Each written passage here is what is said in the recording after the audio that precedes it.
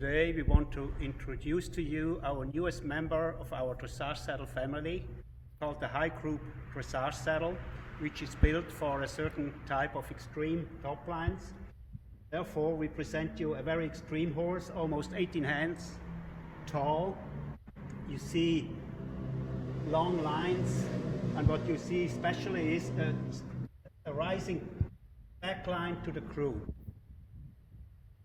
The Amerigo philosophy is that we want to support the stretch between middle of the back, middle of the neck. Especially with this type of horse, we need everything we can get here just to achieve a freer hind leg. The biggest issue would be you would work against the top line, which would result in that. You see the marked areas on the horse. This is the shoulder blade. This is the deepest point of the top line, and this is approximately center of gravitation. The Amerigo philosophy means that we have to have the same radius, angles, distances in the saddle than we find in the top line. Key distance is shoulder blade to the deepest point, because horses can carry most of the weight easily here on the base of the withers. So, of course, if we don't have this distance in our saddle, we miss our goals. When we stick the saddle on,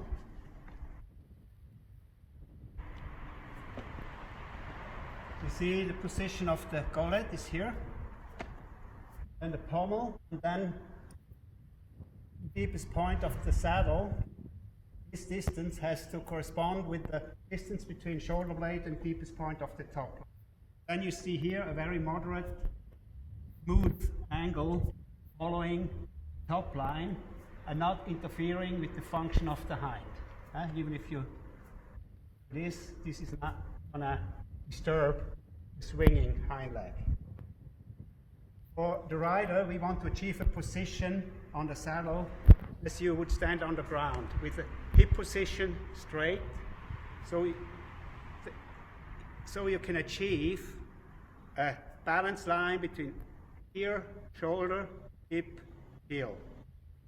What you see as well is that we very often put 3 billets on, even on long billets, because horses have a special position of the girth which is given by the shape of the sternum. You see it here. You have concave, convex, concave. And we want that the first billet goes vertically to the first buckle of the girth. So with this we have all the lines and all the shapes under control. Also in movement we have a very solid fit of the saddle.